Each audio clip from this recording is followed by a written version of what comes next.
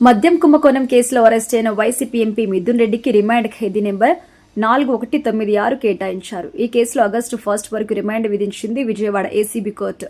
దీంతో ఆయన్ని రాజమండ్రి కేంద్ర కారాగారంలో ఉంచారు అధికారులు. దీంతో ఆయన జైల్లో ప్రత్యేక వసతులు కల్పించాలంటూ విజయవాడ ఏసీబీ కోర్టులో 2 వేర్వేరు పిటిషన్లు దాఖలు చేశారు. అల్పాహారం సహా 3 పూటల ఇంటి భోజనం, కిన్లే వాటర్ బాటిల్స్, కొత్త పరుపుతో కూడిన మంచం, కొత్త దిండ్లు, వెస్టర్న్ కబోర్డ్ కలిగిన ప్రత్యేక గది కోరారు. వీటితో పాటు ప్రోటీన్ పౌడర్, ఒక టేబుల్, దానిపై తెల్ల కాగితాలు, పెన్ను ఏర్పాటు చేయాలని, యోగా మ్యాట్ ఇప్పించాలని కోరారు.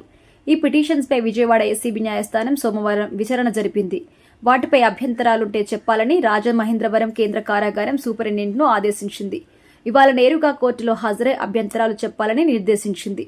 అయితే ప్రత్యేక వస్తువులు కావాలంటూ అడ్వకేట్ కోరిన నిబంధన నియమాల లెటర్ హెడ్ ను జైలు డిప్యూటీ సూపరింటెండెంట్ తీసుకోలేదు. జైలులో మిథున్ రెడ్డికి న్యూస్ పేపర్, ప్రత్యేక బెడ్ కానీ సిబ్బంది ఇవ్వలేదు. మరోవైపు పెద్దిరెడ్డి రామచంద్రారెడ్డి కుటుంబ సభ్యులు రాజమండ్రికి వస్తున్నారు. మిథున్ రెడ్డితో ములాఖత్ కాబోతున్నారు. మరోవైపు లిక్కర్ స్కామ్ కేసు ఇప్పుడు ఏపీ పాలిటిక్స్ ని షేక్ చేస్తోంది. అసలు ఈ పాలసీని రూపొందించింది ఎవరు? డబ్బులు ఎవరి నుంచి ఎవరి చేతుల్లోకి మారాయి? అంతిమ లబ్ధిదారులు ఎవరు అనే దానిపై ఇప్పటికే సిట్ ఛార్జిషీట్ దాఖలు చేసింది. ఇందులో దిమ్మ తిరిగే విషయాలున్నాయి. ఎందుకు ఈ మాట అంటున్నామంటే ఈ స్కామ్ మొత్తం 3500 కోట్లకి సంబంధించింది. అయితే ప్రజెంట్ ఇందులో వైసీపీ పెద్దల పేర్లు కూడా ఉన్నాయి. ఏకంగా మాజీ సీఎం, వైసీపీ అధినేత జగన్ పేరు కూడా ఉంది. ఇప్పటికే ఈ కేసులో A4గా ఉన్న YCP MP Mithun Reddy arrest అయ్యారు. మరి నెక్స్ట్ అరెస్ట్ అయ్యేది ఎవరు అనేది ఇప్పుడు అసలు క్వశ్చన్. మద్య కుంభకోణంలో ముడుపులు ఏకంగా అప్పటి సీఎం జగన్మోహన్ రెడ్డి కేటాయించారు అన్నది సిట్ ఛార్జిషీట్. కేసీ రెడ్డి, రాజశేఖర రెడ్డి ద్వారా మిథున్ రెడ్డికి వచ్చాయని గుర్తించింది సిట్. 2023లో మేలో పలుమార్లు సీఎం, ఓఎస్డీ కృష్ణమోహన్ రెడ్డి, చెవిరెడ్డి భాస్కర్ రెడ్డి, ధనుంజయ రెడ్డితో మిథున్ మాట్లాడారని కూడా తమకు వచ్చిన విచారణలో గుర్తించింది సిట్.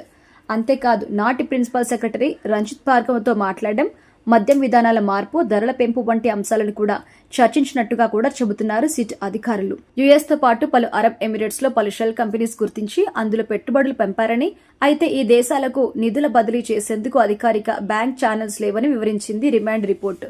అంతేకాదు 2019 అక్టోబర్ 13న మిథున్ రెడ్డి, ముప్పిడి అవినాష్ రెడ్డి, కేసిరెడ్డి, రాజశేఖర రెడ్డి, సత్యప్రసాద్, విజయసాయిరెడ్డి హైదరాబాద్ లో కలుసుకున్నారని కూడా చెప్పింది. నెలకు 50 నుంచి 60 కోట్ల కమిషన్ కిక్ బ్యాగ్స్ రూపంలో వస్తాయని మిథున్ రెడ్డి బృందం అంచనా వేసినట్టుగా గుర్తించారు అధికారులు.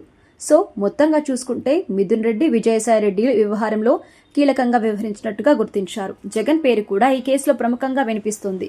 సో మిథున్ రెడ్డి అరెస్ట్ అయ్యారు. మరి నెక్స్ట్ అరెస్ట్ అయ్యేది విజయసాయిరెడ్డేనా అనేది ఇప్పుడు ఇంట్రెస్టింగ్ గా మారింది. ఎందుకంటే ఈ కేసులో A1 గా నుంచి A4 వరకు అరెస్ట్ అయ్యారు.